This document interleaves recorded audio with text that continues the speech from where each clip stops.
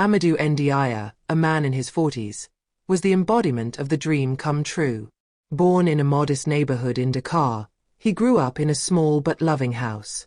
His parents, hard workers, had taught him from a young age the value of work and perseverance.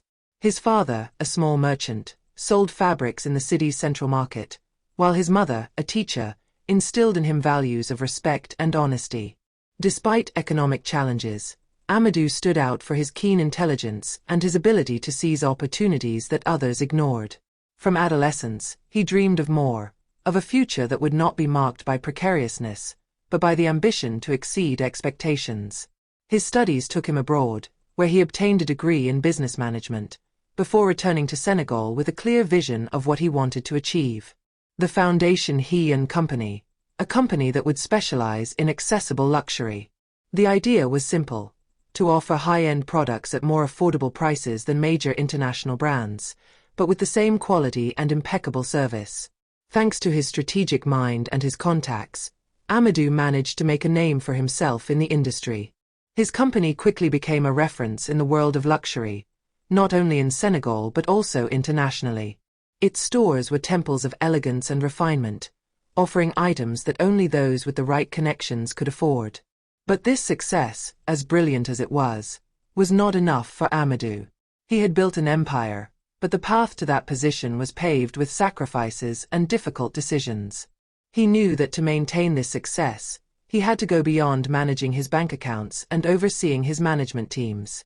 He had to know, understand, and sometimes question the way his business operated on a more human level. This desire to interfere in the reality of his employees came from an old feeling, rooted in his childhood. Amadou had grown up in an environment where inequalities were palpable.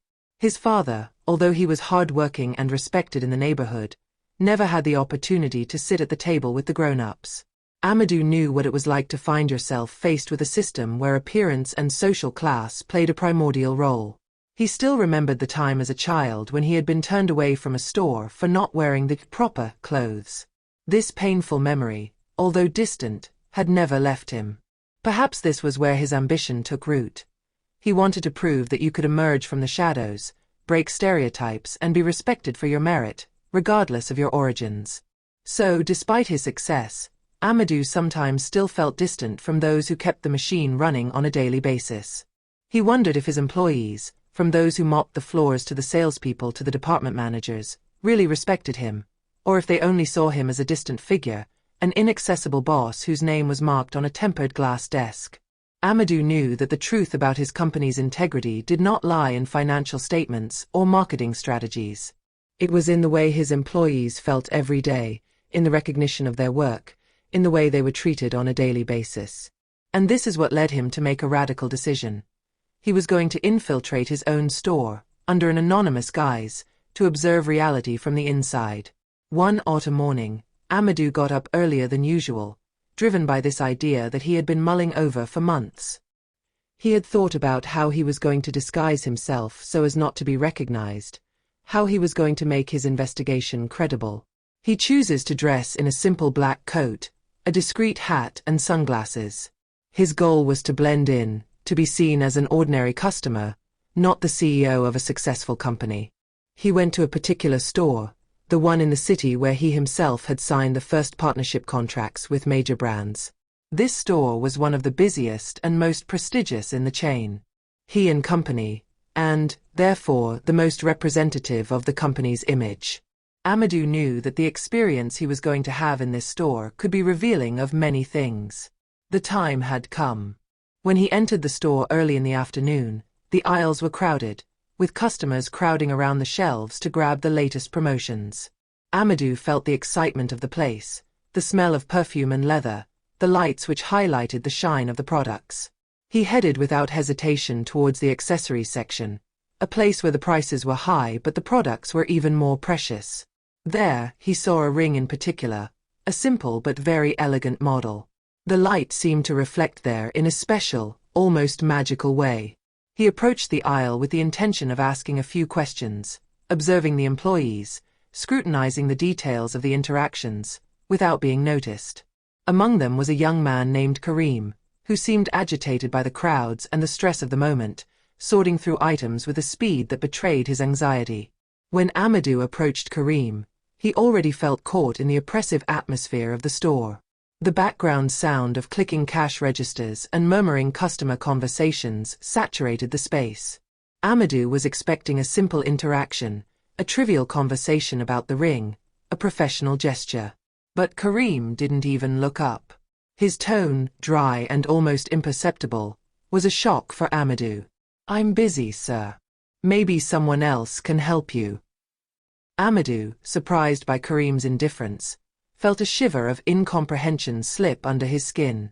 He was used to external prejudices, racial judgments that manifested themselves in the streets or in places where he was not yet recognized for what he had become, but he never imagined that such an attitude could emanate from one of his own employees, in his own store, in an environment that he had carefully crafted and where he believed that competence and respect should take precedence.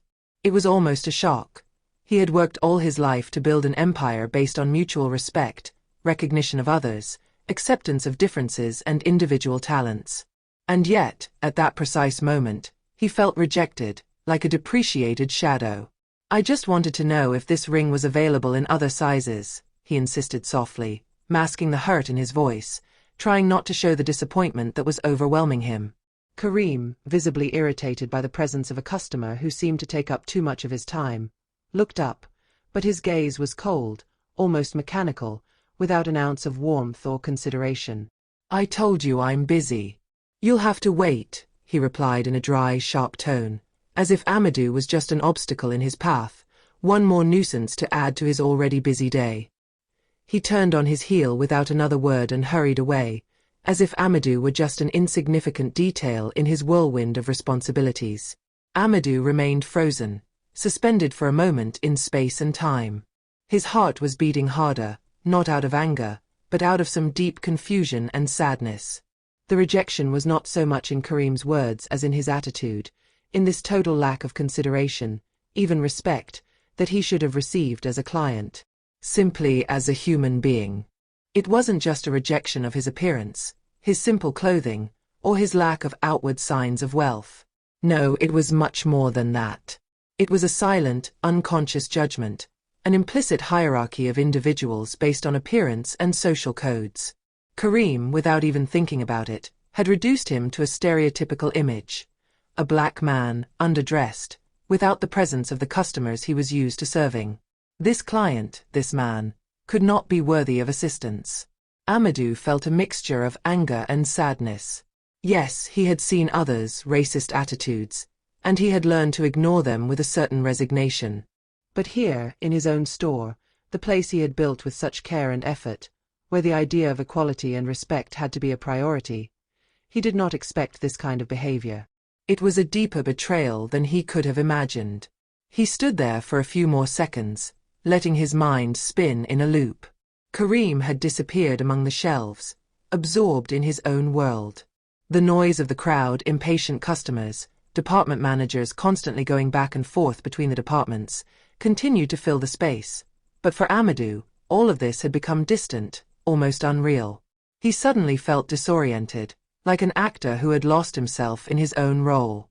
He took a deep breath, trying to regain his composure. He wasn't here to let himself be overwhelmed by emotions, no matter how justified they were. He had a much more important mission to accomplish. He turned to the counter to see if anyone else could attend to him, but no other employees seemed available. With a slow, almost solemn gesture, he took out his phone and sent a message to his assistant, asking him to prepare an urgent meeting for the next day. This would not be a routine meeting. No, this was going to be a make-or-break meeting. Amadou already knew he was dealing with a deeper problem, and he was determined to address it with all the strength of his position, but also with a spirit of reconciliation and understanding. When he finally decided to buy the ring, an act that on the surface seemed innocuous, he knew that the gesture would take on another meaning from this particular perspective. He was not just another customer, nor a simple transaction. No, it was going to become a symbolic act, a message. He went to the cash register, and when Karim returned to finalize the sale, Amadou waited patiently, a slight smile on his lips, almost imperceptible. The revelation. And then, just as Karim was about to cash in, Amadou got up slowly, as if time had stopped around him. He took off his hat and his sunglasses, finally revealing his face, that of the man he really was, the one he had not wanted Karim to recognize at first. Karim instinctively stepped back, as if struck by the revelation. The ring in his hands suddenly seemed too heavy for him, as if it represented something much greater than he had initially perceived. Amadou, in a calm but firm voice, said, "I think you forgot to serve me properly, Karim." He watched Karim's expression transform, his face turning pale, panic invading his eyes. The young man stammered apologies, his mind not knowing how to deal with this unexpected turn of events. I didn't know you were. I didn't want to." Amadou cut him off, but not in an accusatory tone. "I know what you meant, Karim," he said slowly. "That's exactly what you think. You judged a customer by his appearance. You refused to help me because you didn't see me as a person worthy of service." The silence stretched on, heavy and oppressive. Amadou let the weight of his words invade the space. "It's not just a test, Karim. It's a lesson. A lesson about human dignity, about respecting others, about never judging a person by their appearance, their color, their status, or their clothes. It's not just a question of service. It's a question of respect." The young man stood there, paralyzed, his apologies sounding like empty words, lost in the immensity of this moment of truth. "I'm not going to fire you, Karim. That's not what I'm looking for. What I'm offering you is an opportunity to think about what you've done, about what it means to treat someone with dignity." Amadou paused. "But know this, you never know who the person in front of you really is, and you should never underestimate someone just because of their appearance." Amadou turned around, ready to leave the store. But before leaving, he added, in a calm but authoritative voice, "This lesson, Karim, is much more precious than this ring. Never forget it." And with these words, he walked away, leaving Karim alone, frozen, in the embrace of a brutal but necessary realization. The next morning, Amadou went to the office with a feeling of urgency, as if he were carrying an invisible weight on his shoulders. The meeting he had called was going to be decisive. He had thought all night about what had happened the day before, about how a simple interaction had exposed deep flaws, not only in Karim's attitude, but in the very functioning of his company. Although he had made his store a place where competence and respect for customers were supposed to be at the heart of the values, he now had a painful realization. Prejudice, however subtle, could intrude into all aspects of professional life, and even in spaces where he thought he had established impeccable standards. When the store managers, including Karim, sat around the conference table, the atmosphere was tense. Everyone knew that Amadou was not just coming for a routine meeting.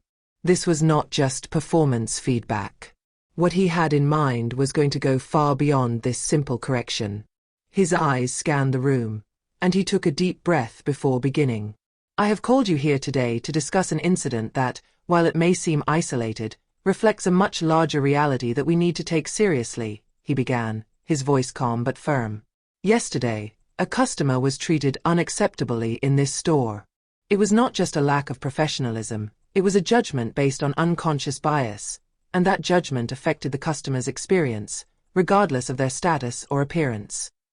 Amadou observed the faces around him. Karim avoided his gaze, visibly embarrassed. The other officials seemed uncomfortable, some perhaps feeling guilty for not seeing the signs sooner. Amadou continued, "I want to be clear.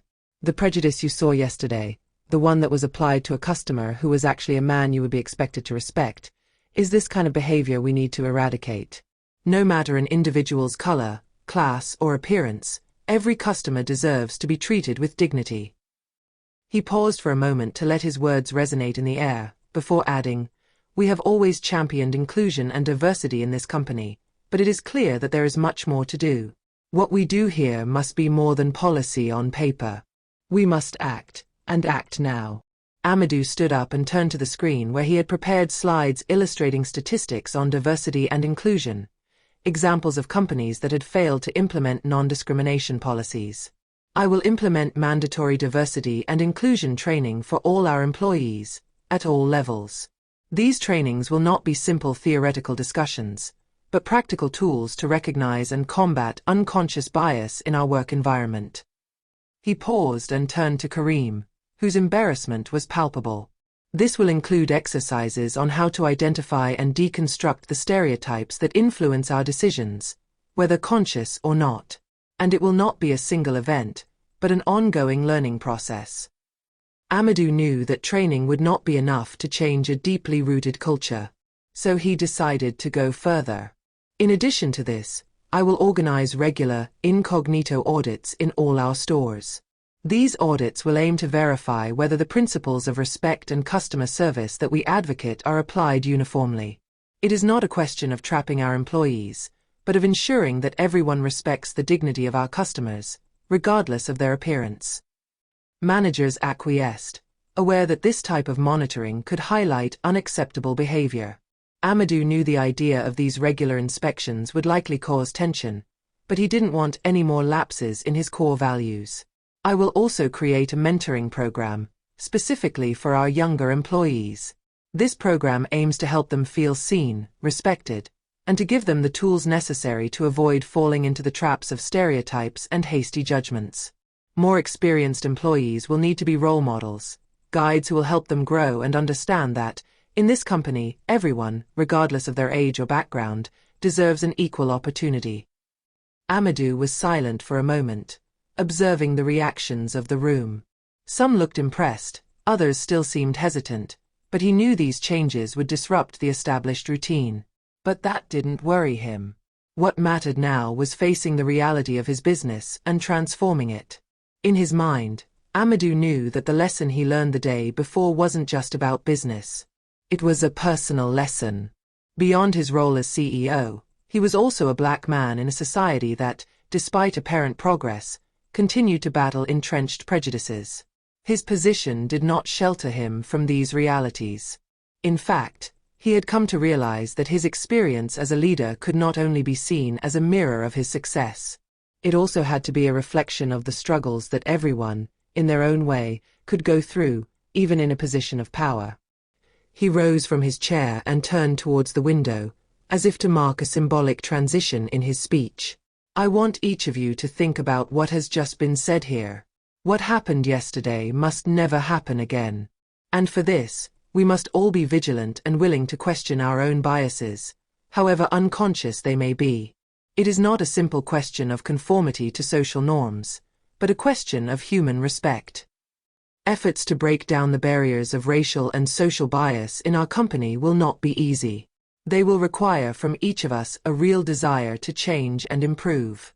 But I am determined to ensure that this company becomes an example, not only in the industry, but in society as a whole. A company where every employee and every customer, regardless of their appearance, will be treated with the respect and dignity they deserve. Ultimately, Amadou knew that this test, although unsettling, had revealed an essential truth. One must constantly reevaluate, learn, and progress. And he was ready to turn this experience into an opportunity for growth, both for his business and for himself. The face of his company was going to change, and he was making sure that this change would be for the better, for everyone.